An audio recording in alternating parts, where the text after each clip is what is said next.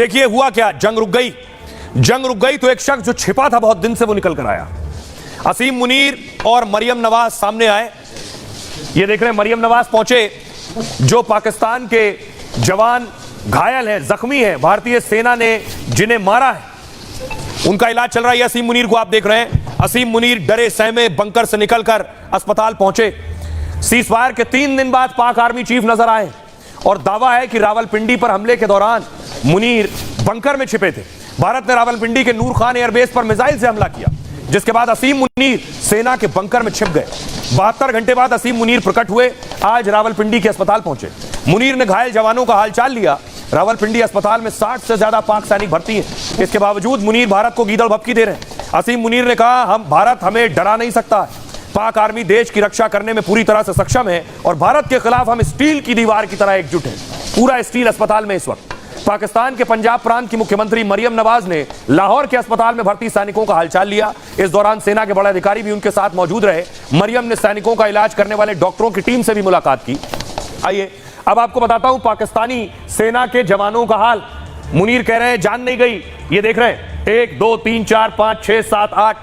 पाकिस्तान का वही हाल है, सच मानता नहीं है। ये तो 8 वो हैं जो मारे गए हैं भारतीय सेना के हमले में, जिसको अब तक छिपा नहीं पाए वो, लेकिन लगभग 42 लोग और मारे गए जिसे छिपा दिया है।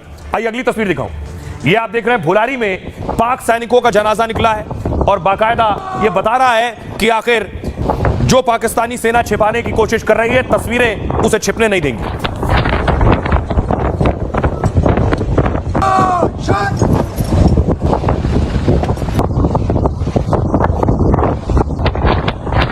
दूसरी तस्वीर देखिए, यह सियालकोट की तस्वीर है। सियालकोट में भी भारत ने अटैक किया था। सियालकोट में आप देख रहे हैं पाकिस्तानी सेना के जनाजे की नमाज हो रही है। एक और तस्वीर आपको दिखाऊं, गिलगिट की तस्वीर देख रहे हैं। पाक सैनिक मारे गए, लेकिन पाकिस्तान कह रहा है हमारा तो कोई जवान नहीं मारा गया। जो जख्मी हैं 60 से ज्यादा अस्पताल में बैठे हैं। तो पाकिस्तान मौत छिपा रहा है अपने जवानों की। आपको दिखाऊं, पाकिस्तान जब कसाब को अपना मानने को तैयार नहीं था, तो पाकिस्तान के जवान मारे जाएंगे तो आखिर कैसे कबूल करेगा।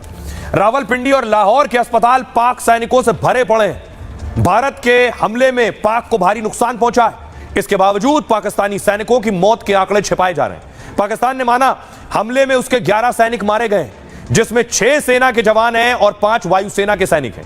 78 सैनिक घायल हैं, 40 नागरिकों की जान गई है। एलओसी पर गोलीबारी में 40 नागरिकों की मौत हुई है और ये सैनिक हैं वहां के।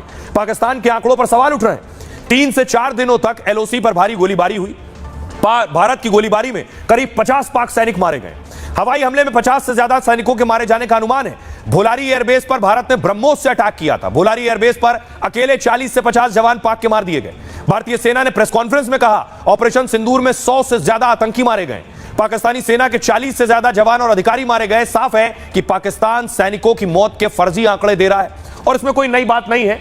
नई बात इसलिए नहीं, आपको याद होगा कि भारत ने चीनी जवानों को मारा था। मारे ज्यादा थे, बता कम रहे थे। और चीन और पाकिस्तान है दोस्त, तो दोनों दोस्त की फितरत एक है, झूठ बोलना। सुनिए लेकिन पाकिस्तानी पत्रकार को, वो सच बोल रहा है। तो मजहब का तड़का लगा के और लोगों को बेवकूफ बनाने के लिए तबाहियां मच गई हैं और दांत खट्टे कर दिए हैं और ये हमले हुए हैं। कोई 2-4 जगहों के एग्जैक्ट नाम बताएं, शहरों के, मैंने कहा नाम ना बताएं। डिजिटल वर्ल्ड है, एक एक घर का भी पता लग जाता है मैप के ऊपर। तो अगर आप बताएं कि कहां कहां किस किस जगह पे अटैक हुए और कितना नुकसान हुआ और क्या नुकसान हुआ, किसी के पास कोई जवाब नहीं था। 1971 की जंग से पहले और 1971 की जंग के बाद पूरी 78 साल हिस्ट्री में जिस तरह जब से यह सूरत हाल बनी है, जनरल आसिम मुनीर के आर्मी चीफ होते हुए पाकिस्तान के शहरों की ना तो कभी इतनी तौहीन हुई पूरी तारीख के अंदर सिवाय 1971 के, और ना ही इस तरह से खौफ की फदा रही। प्रधानमंत्री नरेंद्र मोदी ने अमेरिका को भी जवाब दे दिया है। मोदी ने पाकिस्तान और दुनिया को बड़ा पैगाम दिया है। पाकिस्तान से या तो बात आतंकवाद के मुद्दे पर होगी या फिर उससे बात अब पीओके के मुद्दे पर होगी, यानी पाक अधिकृत कश्मीर के मुद्दे पर। भारत का ऐलान अमेरिका को भी एक कड़ा संदेश है। दरअसल 2 दिन पहले ट्रंप ने मध्यस्थता की बात की थी। कहा था मैं दोनों देशों के साथ मिलकर कोशिश करूंगा, क्या 1000 साल बाद कश्मीर मुद्दे का हल निकल सकता है। भारत ने साफ कह दिया कि तीसरे पक्ष का दखल मंजूर नहीं है। पाक या दुनिया को कश्मीर पर बात करनी है तो पीओके पर करें, लेकिन उससे पहले पाकिस्तान पीओके को खाली करे। दरअसल पाकिस्तान दुनिया भर में कश्मीर का मुद्दा उठाता है। कश्मीर में अस्थिरता और अशांति का प्रोपेगेंडा फैलाता है, लेकिन पीओके में अपने अत्याचार और धोखे को छिपाता है। जबकि 1947 से पहले पीओके भारत का हिस्सा था। जो अब पीओके वो अभी कभी जम्मू कश्मीर का ही एक हिस्सा था।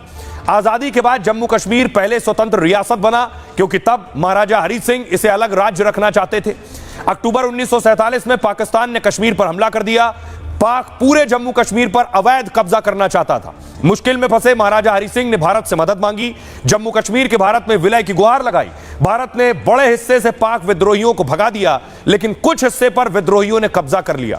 13,000 किलोमीटर के जिस क्षेत्र पर पाक ने धोखे से कब्जा किया, वही इलाका पीओके के नाम से जाना जाता है और विवाद की जड़ भी है। लेकिन असल में पीओके भारत का हिस्सा है। सुनिए जरा, प्रधानमंत्री नरेंद्र मोदी ने बेशक ये कहा हो कि बात पीओके पर होगी, लेकिन संदेश अमेरिका के लिए भी था। अगर पाकिस्तान से बात होगी तो टेररिज्म पर ही होगी। अगर पाकिस्तान से बात होगी तो पाक ऑक्युपाइड कश्मीर पीओके उस पर ही होगी। भगवान बुद्ध ने हमें शांति का रास्ता दिखाया है। शांति का मार्ग भी शक्ति से होकर जाता है। ये केंद्र शासित प्रदेश जम्मू और कश्मीर से संबंधित किसी भी मुद्दे को भारत और पाकिस्तान को द्विपक्षीय तरीके से ही हल करना है। लंबित मामला केवल पाकिस्तान द्वारा अवैध रूप से कब्जा किए गए भारतीय क्षेत्र को खाली करने का है।